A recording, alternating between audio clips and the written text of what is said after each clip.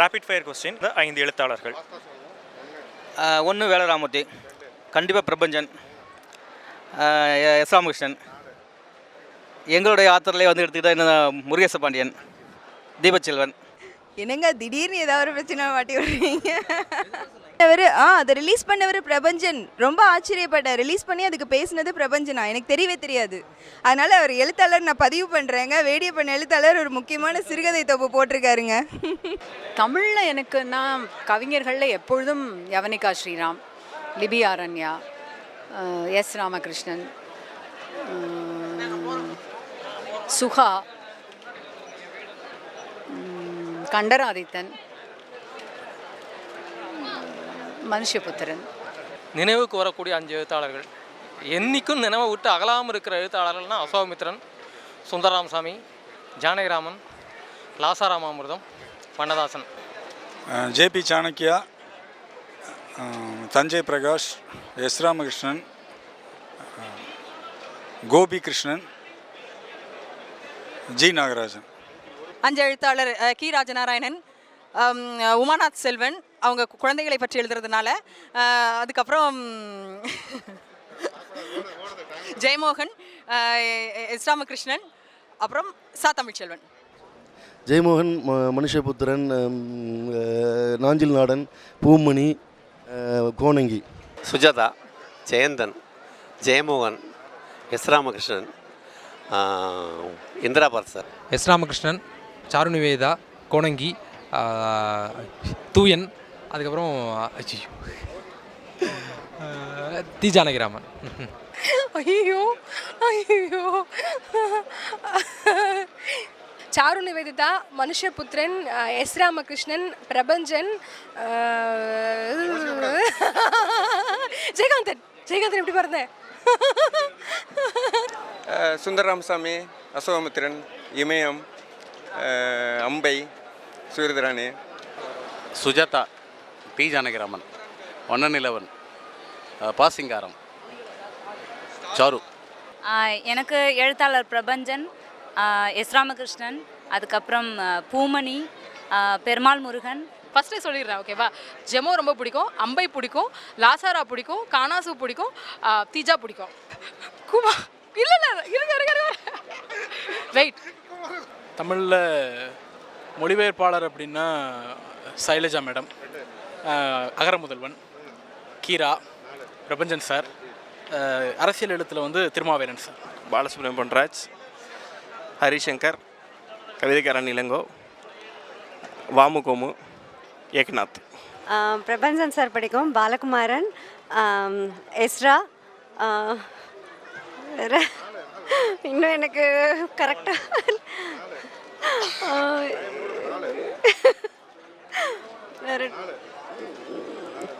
ராமமுருகன். 4 போறாதா? 5 எழுத்தாளர் பேரா? பா ஜெயபிரகாசம், இமயம், சுப்ரபாரதி மணியன், சுரேஷ்குமார், இந்திரஜித், சரவணன் சந்திரன். சாரு, சாரு, எஸ்ரா, லக்ஷ்மி சரவணகுமார், தேன்மொழிதாஸ்,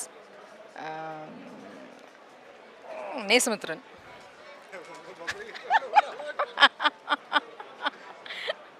இல்லை, அவங்க தான் ஞாபகம் வருது, ஏன்னா அவங்களோட தான் இத்தனை நாளாக ஒர்க் பண்ணிட்டு இருந்தேன். எஸ்ரா, கரண் கார்கி, ஷாலின் மரியா லாரன்ஸ், சாரு, மனுஷபுத்திரன்.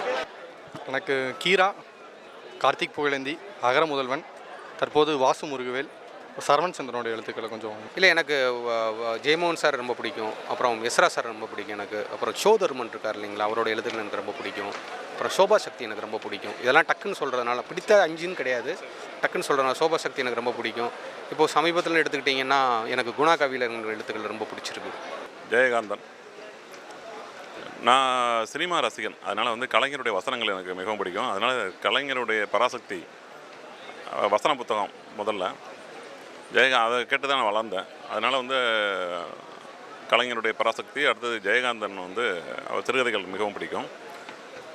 அடுத்தது பாலகுமாரன், சுஜாதா, இப்போ ராமகிருஷ்ணன். சுஜாதா, சாரு நிவேதிதா, அதுக்கப்புறம் மனுஷபுத்திரன், எஸ் ராமகிருஷ்ணன். இறுதியாக யார் சொல்கிறது, இப்போ வந்து கருந்தேல் ராஜேஷ் சினிமா சம்பந்தமாக எழுதுறாரு. பாலச்சந்திரன் சொல்லிக்காடு, பவாச்சலதுரை, பாரதி கிருஷ்ணகுமார், ஜெயகாந்தன், புதுமைப்பித்தன், இப்படி வரிசையாக சொல்லிவிடுவாங்க. சாரி. பிரம்மராஜன், அதுக்கப்புறம் யுவன் சந்திரசேகர், நாஞ்சி நாடன் ரொம்ப பிடிக்கும். இப்போ வந்து பாலசுப்ரமணியம் பொன்ராஜ், அதுக்கப்புறம் 4 சொல்லிட்டேனே, இன்னொன்று சொல்ல போனால் இன்பா சுப்ரமணியம். எஸ் ராமகிருஷ்ணன், சுஜாதா. ஆர்டர் மாற்றி சொன்னேன். சுஜாதா ஃபஸ்ட்டு, எஸ் ராமகிருஷ்ணன், டக்குன்னு ஓகே இவங்க 2 பேர் தான் டக்குன்னு மைண்ட்லேயே வர. ஆதவன், எவர்கிரீன் கிளாசிக் வாசித்தது ஆதவன் ரொம்ப பிடிக்கும். டக்குன்னு சிவகேர சுயமுனை தமிழ் எழுத்தாளர்னு சொல்லிட்டீங்களா, டக்குன்னு இப்படி இல்லை அல்ல. பாராகவன், சொக்கன், நண்பர் இருந்தாலும் சொக்கன் தான். இப்படி தான் 5 தமிழ் எழுத்தாளர் சமகாலத்திலேயே இல்லை பொதுவாக? புதுமைப்பித்தன், ஜெயகாந்தன், தி ஜானகிராமன், சுந்தர ராமசாமி, எஸ் ராமகிருஷ்ணன். இல்லை நான் வனமலை, ஆ சிவசுப்ரமணியன், தோ பரமசிவம், ஆக்கா பெருமாள்,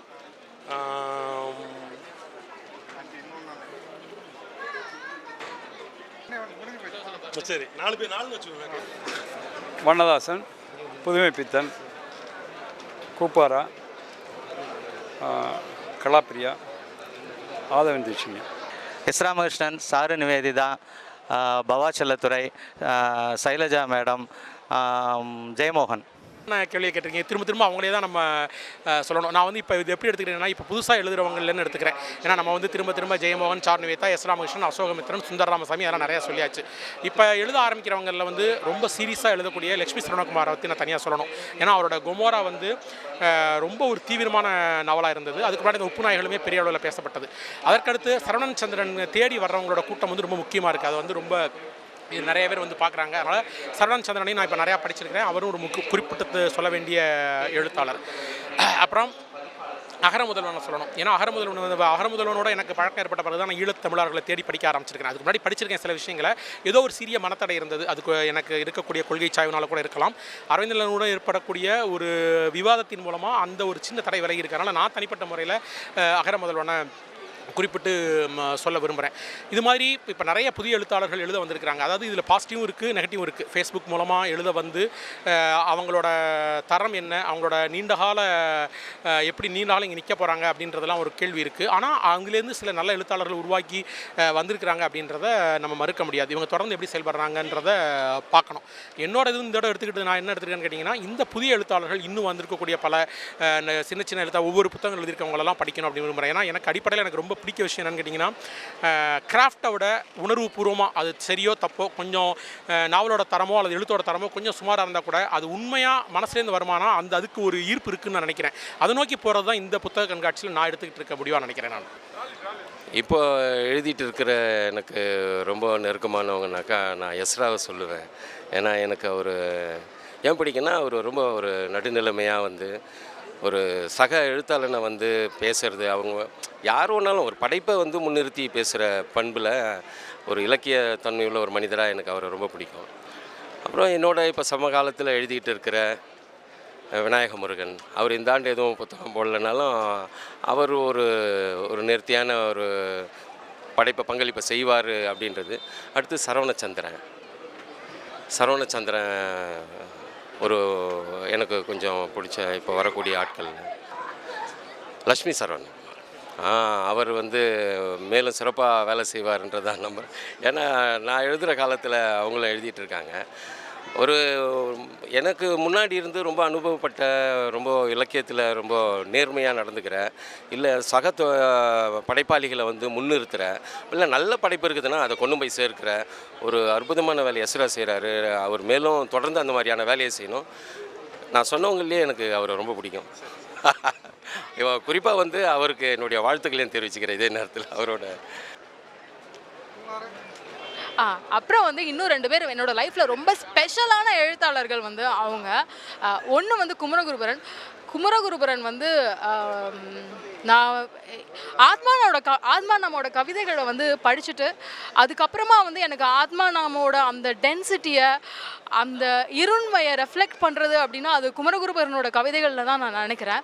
குமரகுருபரனோட கவிதைகள் வந்து எனக்கு வந்து அவ்வளோ பிடிச்ச கவிதைகள். அந்த கவிதைகளை படித்தா என்னால் வேறு எந்த கவிதையுமே உள்வாங்கிக்க முடியலை. ஏன்னா அந்த லெவலுக்கு ஈக்குவலான ஒரு கவிதைகள் எதுவும் இல்லை நான் நினைக்கிறேன். அப்புறம் குமாரோட இன்னொருவனின் கனவு வந்து எனக்கு ரொம்ப, ஏன்னா நான் வந்து ஒரு ரொம்ப பேஷனாக சினிமா பார்க்குற ஒரு பொண்ணு. சினிமானா நிறைய பேர் நினைப்பாங்க நான் வந்து ஆக்டிவிசம் மட்டும் தான் பேசிகிட்டே இருப்பேன் அப்படின்னா, அப்படி இல்லை. நான் பயங்கரமாக ஒரு வெறி கொண்டு சினிமா பார்ப்பேன்.